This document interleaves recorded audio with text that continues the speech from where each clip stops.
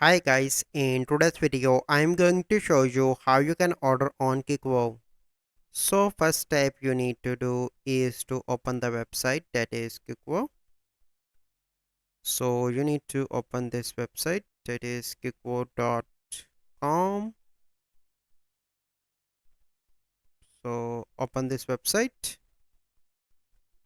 So once you are on this website, okay, let me close this. Okay, and once you are on this website, so let's suppose I want to purchase this. So you simply need to select the item that you want to purchase. Okay, so it is for $130. Then you need to click on add to cart. You need to select the size, go on to cart, and here you can see that item is added into my cart.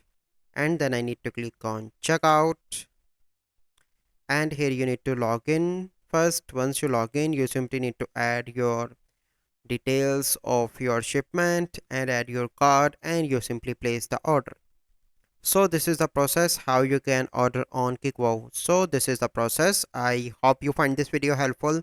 If you find this video helpful, must like this video, subscribe to our YouTube channel for future videos. We'll see you in the next video. Thank you. Have a good day.